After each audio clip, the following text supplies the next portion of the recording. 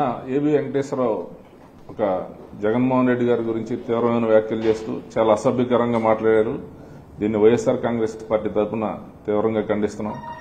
ఒక చదువుకున్న వ్యక్తి, విజ్ఞానం కలిగిన వ్యక్తి, ఒక ఐపీఎస్ ఆఫీసర్గా పనిచేసే వ్యక్తిలాగా కాకుండా ఒక గేదెలు కాసుకునేవాడిలాగా మాట్లాడిన భాష చాలా అభ్యంతరకరమైన భాష.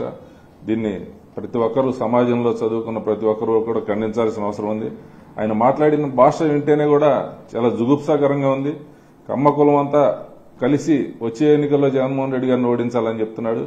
ఒక కులం తలుచుకుంటే జగన్మోహన్ రెడ్డి గారిని ఓడించడం, గెలవడం రాష్ట్రంలో సాధ్యమయ్యే పరిస్థితి ఉందా?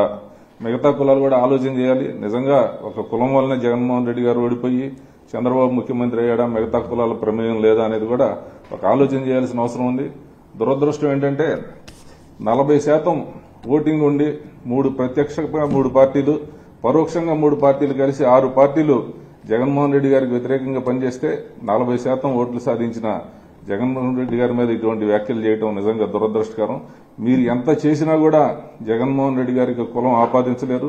ఆయన ఎన్నోసార్లు చెప్పారు, నాకు కులం లేదు, మతం లేదు, ప్రాంతం లేదని చెప్పి.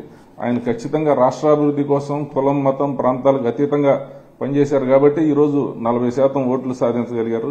దురదృష్టకరంగా కృష్ణా జిల్లాలో ఇటువంటి వ్యక్తి పుట్టడం చాలా అవమానకరంగా భావిస్తున్నాం. ఎందుకంటే పుచ్చలపల్లి సుందరయ్య గారు, ఆయన సుందరరామిరెడ్డి అయితే సుందరయ్య అని పేరు మార్చుకున్నారు. కాకా వెంకటరత్నం, ఇలా ఎంతో మహానుభావులు పుట్టిన గడ్డ మీద ఇటువంటి వ్యక్తులు పుట్టడం అనేది దురదృష్టకరం కూడా అనుకుంటున్నాం. పవన్ కళ్యాణ్ గారు, మీరు గతంలో ఇక్కడికి వచ్చినప్పుడు ఒక కులాన్ని వర్గశత్రువుగా చూడొద్దని చెప్పారు. కానీ ఈరోజు దీని మీద మీరు స్పందించాల్సిన అవసరం ఉంది. అంటే మీరు ఈ కులవాదాన్ని సమర్థిస్తున్నారా, లేక దీని మీద మీరు మాట్లాడతారా అనేది కూడా స్పష్టం చేయాలి. లేని పక్షంలో మీరు కూడా దీన్ని సమర్థిస్తున్నారని మిగతా కులాలు భావించాల్సి వస్తుంది.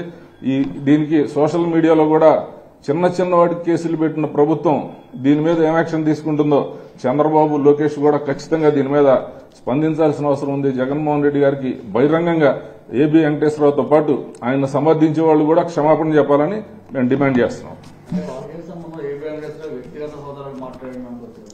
ఏబీ వెంకటేశ్వరరావు ఏం మాట్లాడినా అతను ప్రభుత్వానికి, చంద్రబాబుకి అధికార ప్రతినిధి. ఆ విషయాన్ని కూడా ప్రతి ఒక్కరికి తెలుసు. రాష్ట్రంలో అతని వ్యక్తిగత అభిప్రాయం కాదు, ఇది ఖచ్చితంగా తెలుగుదేశం పార్టీ అభిప్రాయంగానే మేము భావిస్తున్నాం.